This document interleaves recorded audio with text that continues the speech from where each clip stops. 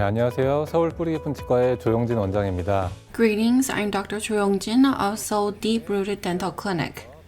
Today I'd like to talk about design of posterior implant prosthesis.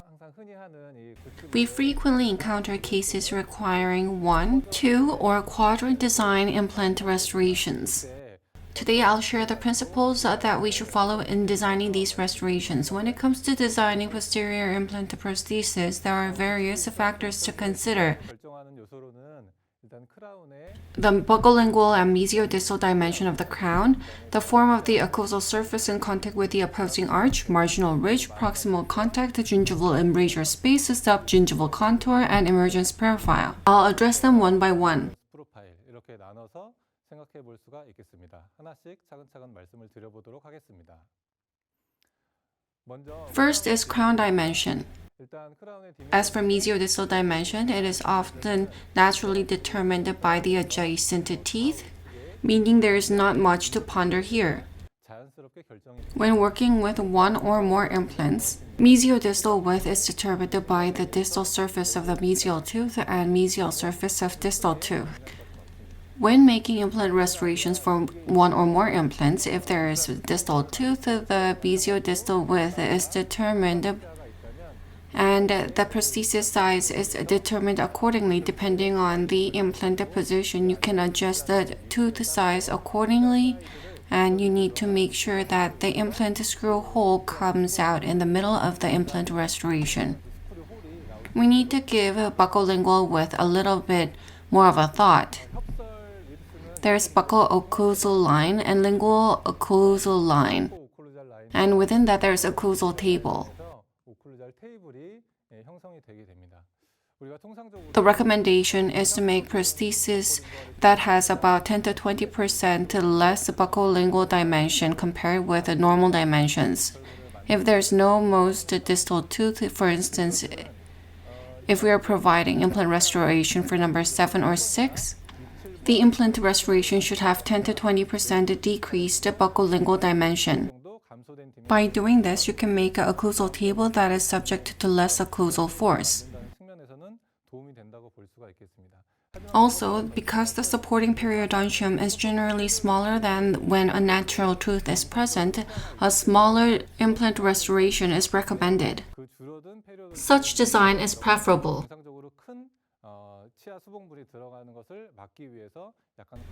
Next, the anatomical form of the occlusal surface that is in contact with the opposing arch is very important.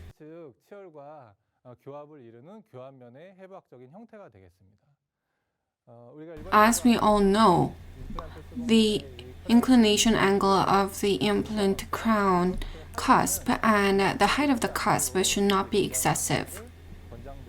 The screw hole should not be too far away from the occlusal table. And that is the way that we should perform occlusal adjustment. We need to make a prosthesis design that is in harmony with the antagonist. When we're providing implant restoration for a missing area, if the antagonist is excessively sharp or if it is impacted, in other words, when harmonious occlusion cannot be made, we need to make an adjustment on the natural teeth on the opposing arch and then proceed with the restoration process. If there is a significant difference in marginal ridge height, we need to take measures to level the marginal ridge height.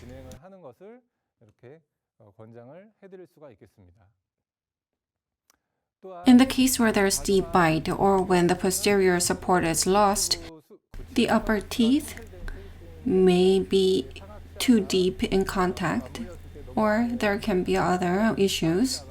Then we need to increase vertical dimension so that implant restorations can go in. We need to secure space before providing restoration.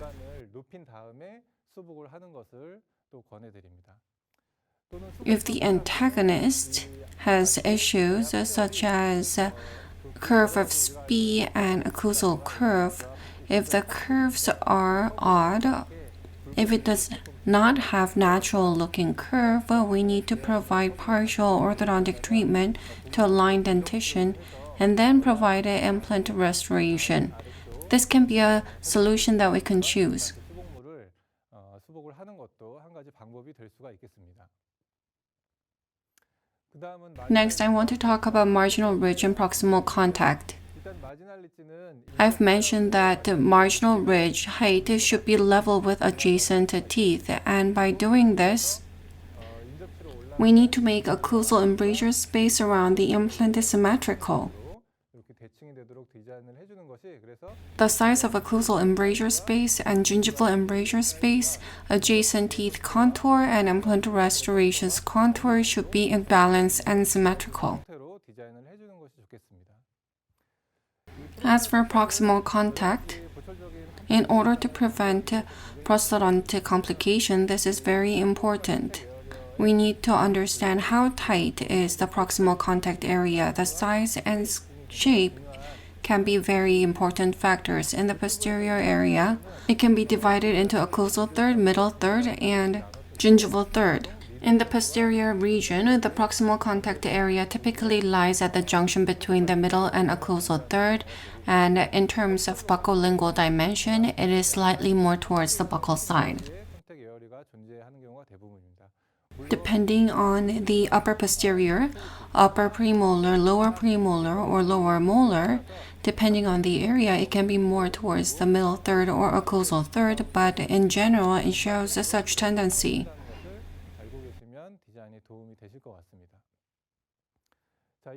Please refer this when you're designing your restoration. As for this patient, in the posterior area of both sides, implant restorations were placed, and since then, various discomforts were experienced, and the patient came to my clinic. The patient's chief complaint was that there was pain in gingiva and food impaction and foul odor. If you look at the image, there's a gingival swelling and bleeding. And on this side, there is a bit of space, and you can see that there is space for food impaction. Between the adjacent natural teeth and implant restoration, the marginal ridge height shows significant difference. Periodontal treatment was done, and you can see that swelling has been reduced. The implant restorations are here and here. The marginal ridge height with the adjacent natural teeth are too significant. It's the same here. The difference in marginal ridge height can lead to food impaction. And with repeated food impaction or retention, gingival swelling can occur, as well as bleeding. Also, if you have not provided proper instruction to the patient for cleaning this area due to repetition of such condition, there can be contact opening between adjacent teeth and implant or between restorations. The occlusal embrasure shape of implant prosthesis and adjacent natural teeth should be symmetrical, and the marginal ridge height should be leveled. Another important point is that between natural teeth and implant restoration, we need to bear in mind the contact area. I've talked about how position, size, and contour were important. If you take a closer look here, there's only contact at one point. And on top, there is slight opening. From occlusal table, through floss, you can get a tight sense, but occlusal embrasure is very tight and deep. By making the occlusal embrasure contact area similar to that of adjacent natural teeth, contact area can be changed to surface contact. That should be done to make it more favorable. From occlusal table, this kind of contour should be provided to provide appropriate contact tightness and contact area to prevent food impaction. In natural teeth, at times, patients show significant wear in the occlusal table, and adjacent surface also show significant wear. Because of proximal surface attrition, you can frequently see significantly wide contact area being formed amongst natural teeth. As shown, it can look crooked or angled. It can be misaligned like a Lego puzzle, presenting a contact area with an irregular shape that is challenging to replicate with a prosthesis. Even if the original natural teeth had very confined or limited buccolingual embrasure and had a significant contact area, we need to form appropriate embrasure space and we need to manage the contact area size as well. This is very important. In order to do that, before we take impression or scan, we need to do thorough inspection of the contour of adjacent teeth on both sides before taking impression, so we can get an understanding on the contact area direction, as well as whether the contact surface is flat or convex. If it does not, we need to do appropriate contouring and polishing to make appropriate contact area surface. After that, we need to take impression and proceed with prosthesis fabrication. By doing this, we can prevent difficulties in making adjustments. By doing this, we can avoid putting in double effort. Next is gingival embrasure space. Compare with the embrasure space in between natural teeth. Embrasure space between natural tooth and implant can be slightly bigger. In order to reduce embrasure space, if you increase the implant prosthesis connector size too much, then the interdental space will be blocked so much so that Proxa brush cannot go in. In that case, it can be very unfavorable for maintenance. We can think of instances where embrasure space is completely blocked when there is limited space just to allow for interdental toothbrush to go in, and when the embrasure space is large as in natural teeth for implant prosthesis as well for periodontal patients. In terms of food retention and food impaction, I think it can be more favorable to prevent food retention from the buccolingual side, but in terms of perio management aspect, rather than this, we need to open minimal space for long-term maintenance. It will be more favorable. Even if we block this space 100% like this, it may appear that upon delivery it looks blocked, but this will not prevent food impaction forever due to certain event with progression of time. Once a food impaction occurs, self-cleansing will not be possible, and in that case, it will serve as reservoir and inflammation will continue to occur in that area. Because there is no escape route for the food to get out, there will be continued inflammation on the gingiva and periodontal issues may continuously arise. Rather than this design, we can consider the following two designs when making gingival embrasures.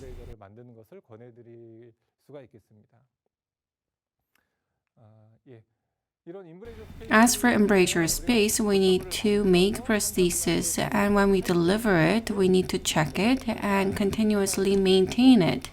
Gingival form changes continuously, and we need to check it regularly. The gingival embrasure space of the implanted prosthesis sent from the lab can often be blocked. We need to communicate with the lab technician, and we need to open embrasure space as much as the adjacent teeth. We need to communicate this, or else we may have to deliver after making adjustments at chair side. We need to provide clinical images of adjacent teeth to the lab so that the lab can have an idea of what kind of embrasure space the prosthesis should have in accordance with adjacent teeth. When we do regular recall after implant prosthesis delivery with time, this area can be blocked although it was originally open. There can be no hygienic issues, but there can be cases where there is gingivitis. In that case, we need to remove prosthesis and form embrasure space and form space for a Proxa brush to go in and continue on with maintenance care. This is something that we do regularly for implant prosthesis. You can see here that there is peri-implant mucositis, so the prosthesis was removed, embrasure space was secured, cleansing was done, and placed again. This is a regular maintenance care program to minimize gingival issues. In this case, upon delivery, embrasure space was not blocked, but now it's blocked, so there's bleeding, inflammation, and odor. Prosthesis was removed and embrasure space was opened. Continuous prosthesis adjustments were made, and continuous follow-up was ensured. As of late, when making implant fixed prosthesis using custom abutment and zirconia crown, I requested the lab technician to provide an opening of a vertical space of at least 2 mm from the gingival line to the superior embrasure. The average thickness of gingiva or distance to the bone level is about 3 mm, and we need to open at least 2 mm of space to ensure over 5 mm of distance from crestal bone to contact area. As we all know, based on Tarnow's rule, if the space of over 5 mm become less than 5 mm, papilla fill occurs. In the posterior area, more than aesthetics, it is important to enable self-cleansing. Such distance and space needs to be secured. Then even with time upon recall, the space will not be fully blocked and Proxa brush can go through like this. We need to open 2 mm of vertical space for posterior area where aesthetics is not as important. That is the recommendation. Next is about subgingival contour and emergence profile. This is related with periodontal health. The contour of prosthesis can be divided into supragingival and subgingival contour. In the case of subgingival contour, it can be divided into critical contour and subgingival contour. From the platform, subgingival contour should have concave shape, and the critical contour on top should show slightly convex shape.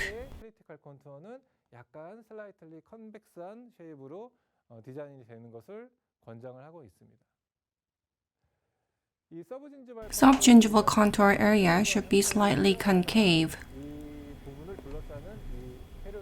This allows for transmucosal seal volume to be increased around connective tissue area so soft tissue volume can be maintained in a stable manner. In the case of internal type submerged type implant, which is used most frequently, the recommendation is to place it slightly deeper in bone level, and in that case, from the platform, the abutment goes up like this. If it becomes flat or convex, if the implant has been placed slightly deeply, there can be interference with the bone. The abutment connection can be more favorable when it is more concave. Critical contour or subgingival contour, which starts from the platform, is very important in the anterior area for aesthetic results. In the posterior area, the significance lies in functional aspect. If the contour is lacking, the food can go into the sulcus and cause inflammation. If it is over-contoured, the food will go without going through the cervical area, and because this area is concave when doing teeth brushing, it will not be properly done because of the undercut, leading to significant plaque accumulation. We need to find the right contour which is not excessive or under-contoured. We have talked about design of posterior implant prosthesis. I've talked about proper dimension of implant crown mesiodistally and buccolingually. and it should have an occlusal plane that is harmonious with the opposing teeth. If necessary, prostodontic intervention can be done so that it can have harmonious occlusal plane with antagonist. Also, we need to either level the marginal ridge with adjacent natural teeth, or if there is significant difference and cannot be addressed prostodontically, we need to at least make it transition naturally. The contact area space with adjacent teeth should neither be too broad nor too narrow. It should have appropriate contact area space.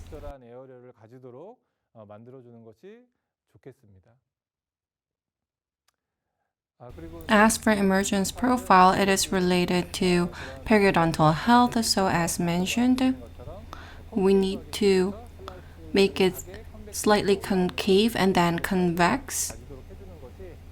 Such emergence profile allows for more functional and healthy periodontal condition. In today's session, I have addressed the design considerations for implant prosthesis in the posterior region. Today we have explored the core concepts, though brief, in depth, and if you're interested in more specifics, please refer to offline master course. I look forward to your interest and participation. Thank you.